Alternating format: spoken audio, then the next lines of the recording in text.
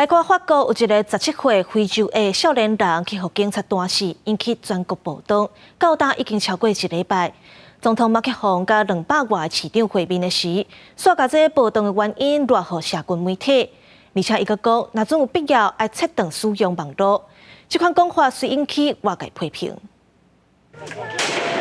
法国17岁非裔少年奈尔互警察射杀，引起全国暴动1礼拜。后续的效应继续影响，总统马克宏进前批评社群媒体作用暴力，找时间200外市长会面的时阵，搁再提出暂停社群媒体部分功能的想法。Enfin, les plateformes et les réseaux sociaux jouent un rôle considérable dans les mouvements des derniers jours.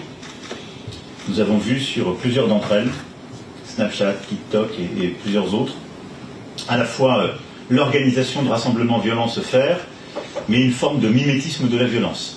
马克宏测试提起部分民众用社群媒体来联络协调、传播暴力影像、加深动乱，有必要的时阵应该监管，甚至切断，通阻止类似暴动搁再发生。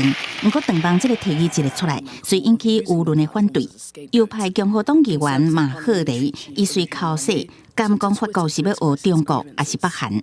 Cut off social networks like China, Iran, or North Korea. Even if it's a provocation to distract attention, it's in very bad taste. 就连工党人士都无认同马克宏的想法，批评切断社群网络是错误的做法。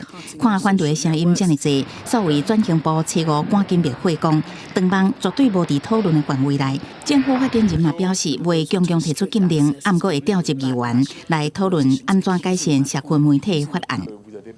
You have some geolocation apps that allow youngsters to gather at certain locations, showing the places and how to start fires. These are incitements to hatred in public places. You would have the right to suspend the app, as long as it takes to intervene. 奈尔顶个月底因为拒绝接受临检，开车离开现场时阵，去互警方开枪拍死，引起全国的怒火。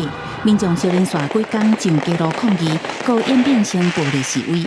法国政府统计，暴动以来发生超过23000件放火事件，超过3500人被逮捕，平均年纪才17岁。公司新闻7万连编译。